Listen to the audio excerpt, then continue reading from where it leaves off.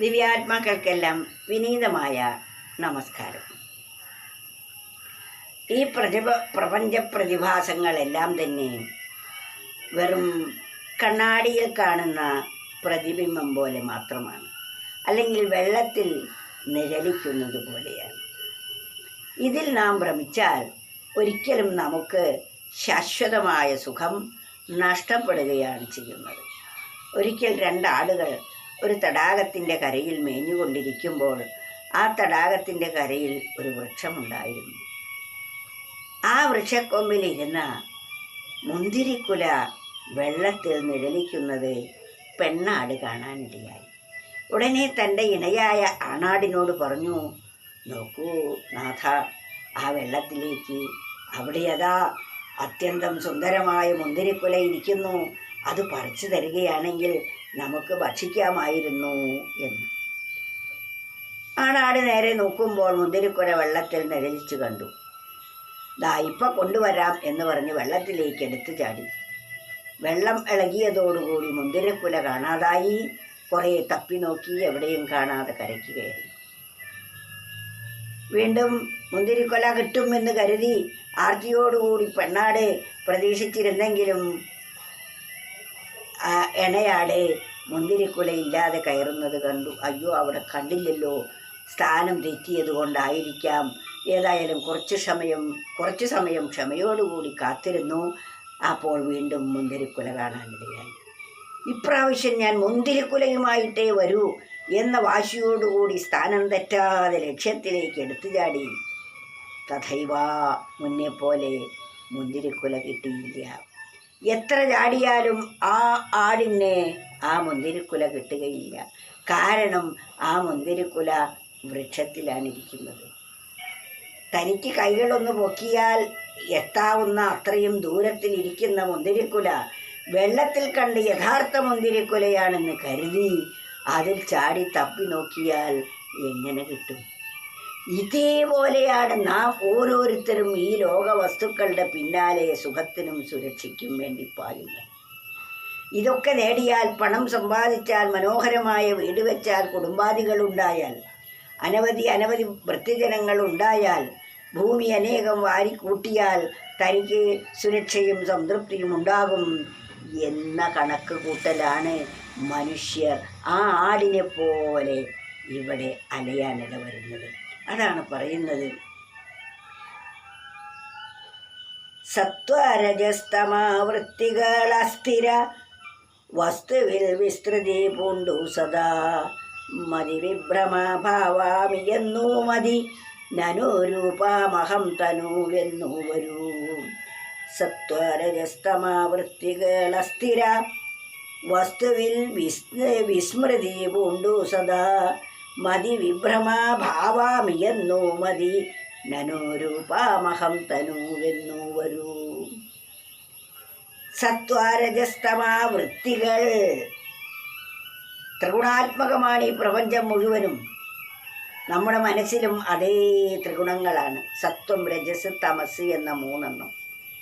തമസ് എന്നത് യാഥാർത്ഥ്യമായതിനെ, സത്യമായതിനെ മറച്ചു കളഞ്ഞ് അസത്യമായതിനെ സത്യമാണെന്ന് തെറ്റിദ്ധരിപ്പിക്കുന്നത്. സത്യമായതിനെ മറച്ചു കളയുന്നത് തമോ ഗുണവും, അസത്യമായതിനെ സത്യമാണെന്ന് തെറ്റിദ്ധരിപ്പിക്കുന്നത് രജോ ഗുണവുമാണ്. ഈ രണ്ട് ഗുണങ്ങളാണ് നമ്മെ ഈ പ്രപഞ്ചത്തിൽ അടുപ്പിക്കുന്നത്. അതാണ് സത്വരജസ്തമാവൃത്തികൾ അസ്ഥിര വസ്തുവിൽ വിസ്മൃതി പൂണ്ടു സദാ. യഥാർത്ഥമായ വസ്തുവിനെ മറന്ന് നമ്മൾ സ്ഥിര വസ്തുവിൽ വിസ്മൃതി പൂണ്ട്, സ്ഥിരമായ പരമാത്മാവിൽ നമ്മൾ മറന്ന്, അത് തമോ ഗുണത്തിൻ്റെ പണിയാണ്. എന്നിട്ട് അസ്ഥിരമായിരിക്കുന്ന വസ്തുക്കൾ സ്ഥിരമാണെന്ന് തെറ്റിദ്ധരിച്ച് അതാണ് സുഖം എന്ന് ധരിച്ച് അതിനെ പ്രാപിക്കാൻ വേണ്ടി ജീവിതകാലം മുഴുവൻ വിനിയോഗിക്കുന്നു. സത്വരജ സ്തമാവൃത്തികൾ അസ്ഥിര വസ്തുവിൽ വിസ്മൃതി പൂണ്ടു. അസ്ഥിരമായ വസ്തുക്കൾ സ്ഥിരമാണെന്ന് തെറ്റിദ്ധരിക്കുന്നു. സ്ഥിരമായ വസ്തുവിനെ നാം അറിയുന്നുമില്ല. ഈ തെറ്റിദ്ധാരണയ്ക്കാണ് ഇവിടെ തമസും രജസും.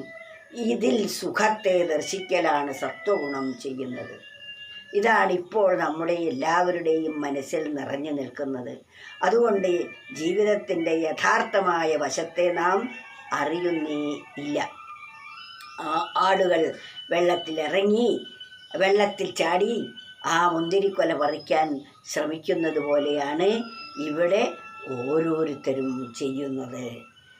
മുന്തിരിക്കൊല കിട്ടുന്നില്ല എന്ന് മാത്രമല്ല, ആ സ്വന്തം അന്തരാത്മാവിലെ ആനന്ദാനുഭൂതിയാണ് വാസ്തവത്തിൽ ആ മുന്തിരിക്കൊല. അത് ലഭിക്കാൻ തനിക്ക് മറ്റൊരാളുടെയും സഹായത്തിൻ്റെ ആവശ്യമില്ല. അതിന് താൻ മാത്രം മതി. പക്ഷേ ഈ ലോകത്തിലെ വസ്തുക്കൾ ലഭിക്കുന്നതിന് പലരുടെയും സഹായം ആവശ്യമാണ്. ഞാൻ അവരെ സുഖിപ്പിക്കുന്നു, അവർ എന്നെ സുഖിപ്പിക്കുന്നു, അവരുടെ സഹായം എനിക്ക് ആവശ്യമാണ്. എന്നാൽ ആത്മാനുഭൂതിക്ക് മറ്റൊരാളുടെയും സഹായം ആവശ്യമേയില്ല. താൻ മാത്രം മതി അതിന്. മറ്റൊരു ഉപഭോഗ വസ്തുക്കളും ഈ ലോകത്തിലെ ഒരു വസ്തുക്കളും അതിനാവശ്യമില്ല. തൻ്റെ ഈ ശരീരത്തിൻ്റെ നിലനിൽപ്പിന് വേണ്ടി മാത്രമാണ് പ്രകൃതിയിൽ നിന്നും ചില വസ്തുക്കൾ സ്വീകരിക്കുന്നത്. അതുമാത്രം സ്വീകരിച്ച് ശരീരത്തെ നിലനിർത്തിക്കൊണ്ട് ഇതിരിക്കാനുള്ള, ആത്മാവിനിരിക്കാനുള്ള പാത്രമായിരിക്കുന്ന ശരീരം ഉള്ളപ്പോഴേ ഇതൊക്കെ അറിയാൻ നമുക്ക് സാധിക്കുകയുള്ളൂ. ആ ശരീരം ഇരിക്കുമ്പോൾ, ആരോഗ്യമുള്ളപ്പോൾ, ഉത്സാഹവും ഉണർവുമുള്ളപ്പോൾ, ആരോഗ്യമുള്ളപ്പോൾ ഈ പരമസത്യം നമ്മൾ ബോധിക്കണം. എന്നാൽ ശരീരം ക്ഷീണിച്ച് ഒന്നിനും പറ്റാതെ രോഗഗ്രസ്തമാകുമ്പോൾ ആത്മ അനുഭൂതിക്ക് നമ്മുടെ ശരീരം സജ്ജം ആവില്ല. അതിനാൽ ആരോഗ്യമുള്ളപ്പോൾ വേണം ഇതിനു വേണ്ടിയുള്ള പരിശ്രമം ചെയ്യാൻ. സത്വാരജസ്തമാവൃത്തികൾ അസ്ഥിര വസ്തുവിൽ വിസ്മൃതി പൂണ്ടു സദാ മതിഭ്രമാഭാവാമി എന്നൂ മതി നനു രൂപമഹം തനുവെന്നു വരൂ.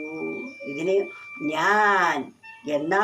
ഞാൻ ദേഹമാണ് എന്ന തോന്നലാണ് ഈ തെറ്റിദ്ധാരണയ്ക്കെല്ലാം കാരണമായിരിക്കുന്നത്. ഞാൻ ദേഹമല്ല. നാം ഓരോരുത്തരും ഈ ദേഹം നമുക്ക് കർമ്മവാസനകൾ അനുഭവിക്കാനും സത്യത്തെ അറിയുന്നതിനും വേണ്ടി ഈശ്വരൻ തന്നിരിക്കുന്ന ഒരു വാഹനം മാത്രമാണ്. അതെങ്ങനെയാണ് ഞാനാകുന്നത്? പിന്നെ ഞാൻ ആരാണ് എന്ന് നാം കണ്ടെത്തേണ്ടിയിരിക്കുന്നു. നാം ഓരോരുത്തരും ആരാണെന്ന സത്യം ബോധിക്കുമ്പോൾ നമ്മുടെ എല്ലാ ദുഃഖങ്ങളും അസ്തമിക്കുകയും നാം പരിപൂർണ സുരക്ഷിതരും സന്തോഷവാന്മാരും ആയിത്തീരുകയും ചെയ്യുന്നതാണ്. അതാണ് നമ്മുടെ ജന്മ രഹസ്യം, ജന്മ ലക്ഷ്യം. അതിനുവേണ്ടിയാവണം നാം ഓരോരുത്തരും ജീവിക്കേണ്ടത്. അപ്പോൾ മാത്രമേ നാം കൃതകൃത്യർ ആവുകയുള്ളൂ.